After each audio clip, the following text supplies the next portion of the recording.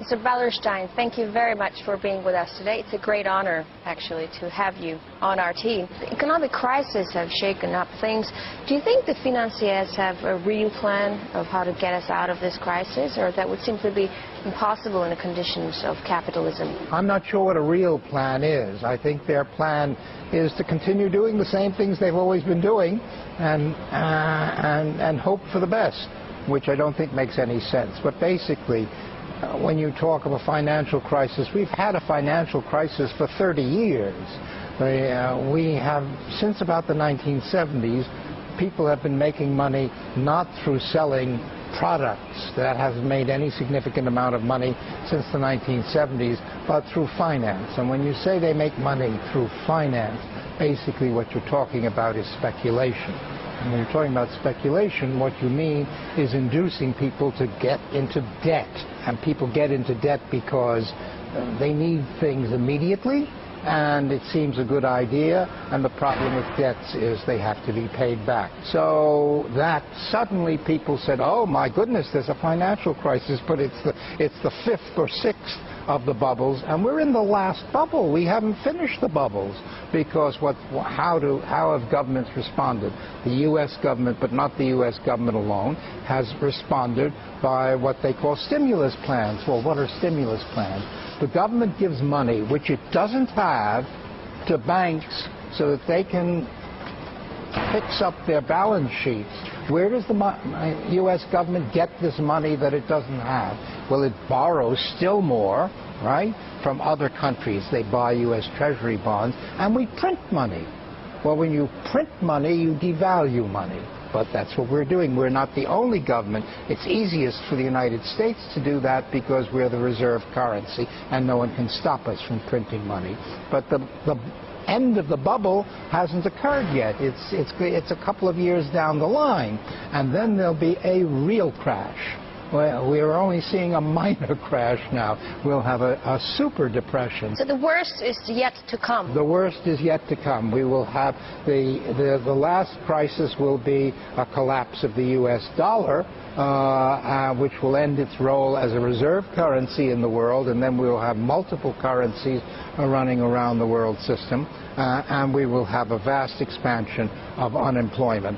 What will happen to America after the crisis? Will it still be one of the key players? Will it still feel special? Well, look, the U.S. hegemony is over. It's been declining since 1970. It had a catastrophic fall during the regime of George W. Bush, and nothing Obama can or will do will restore U.S. hegemony, although that's what he's trying to do, but he can't possibly succeed. It's still going to be an extremely powerful, extremely wealthy country. It's not going to be Paraguay. I mean, but it's not going to be the dominant force in the world. It's not going to be Madeleine Albright, the Secretary of State under Clinton, called the United States the indispensable nation. It's become the dispensable nation. Other countries can, if they wish, ignore the United States, and that's what some of them are already doing. What will be the balance of the new geopolitical forces? What would the world configuration look like? 30, 40, 50 years from now, I have the remotest idea, and nobody else does. The next 5 or 10 years I can talk about. Okay. You see, what's happened with the end of U.S. hegemony, and is we are living in a truly multipolar situation in which there are 8 or 10 poles of significant power, loci around the world, which have enough strength politically and economically to be able to negotiate with other poles of power. Now, 8 or 10 poles of power, it's too many. See? So everybody says, well, I better link up with somebody else. So one of the things that's happening is everybody's looking for the best alliance. Well, take Russia. Russia is clearly a pole of power. It's one of my 8 or 10 poles of power, no question. It's a large country in area and reasonably large in population. It's got a fairly strong military. It's got economic resources that are important, and so forth. So it's a major pole of power, no question. So who is Russia going to link up with? Well, you know, it's not clear. Russia sometimes plays a game in which it says, well, we want to sort of link up with China and others. That's called the Shanghai Cooperation Organization. And then Russia plays another game in which it says, well, we sort of want to link up with France and Germany and so forth. That's called European integration of some variety. And then Russia plays a game in which it says, well, we used to be great friends with India. Maybe we can renew that kind of great friendship. And then Russia says now, well, we want to do things in Latin America, so we're going to sell arms to Venezuela because we want to create links there. And then your foreign minister says just the other day, well, we're trying to come to terms with the United States on nuclear questions, and maybe we'll get somewhere on these things. So if you look at that, what Russia is sort of trying out alternative links. Russia's not the only one. You see, I could talk about Germany trying out multiple links. I could talk about Brazil trying out multiple links.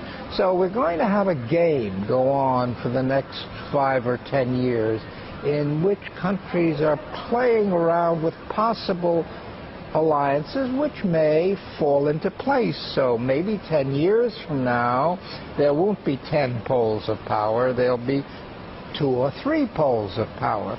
My theory has always been that the United States is more likely to link up with the East Asian pole than with the European pole. Why?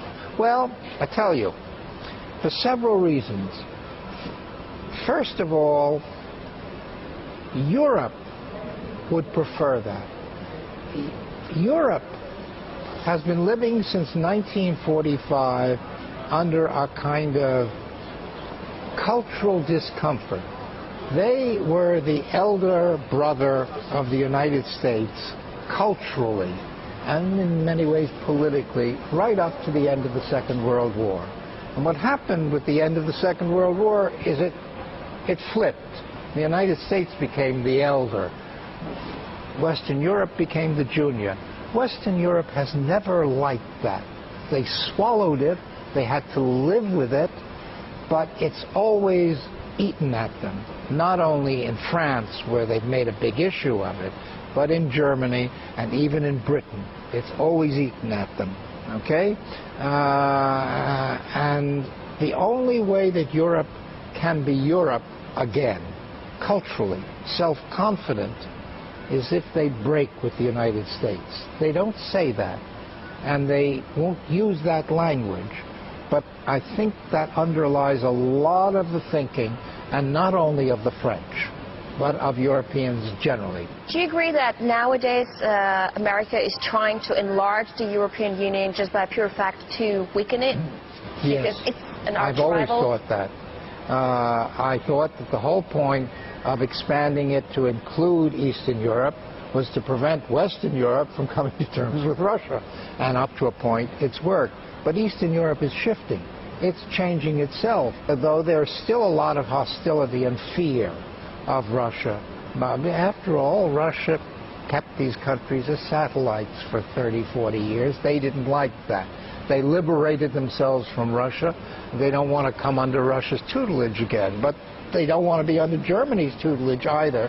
And so they have this mythical hope of the United States is going to protect them. But frankly, when the chips are down, the United States is not going to protect Eastern Europe either against Germany or against Russia. When you talk about different poles, what do you think will happen to the Arab world, especially after the U.S. has tried to democratize Islamic countries? What will happen to them in the future? The Arab world will pursue its own interests, and it will see that the U.S. is losing wars in Iraq, in Afghanistan.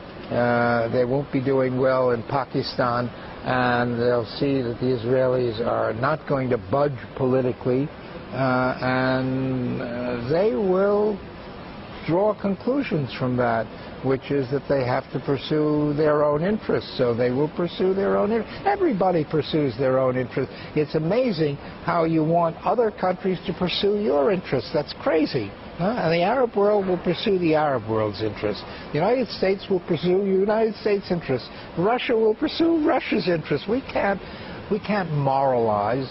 We can't have Americans telling Egyptians they should do X because it serves U.S. interests. Egypt is worried about Egypt's interests. Russia is worried about Russia's interests. Iran is worried about Iran's interests. It's normal, and they will so act.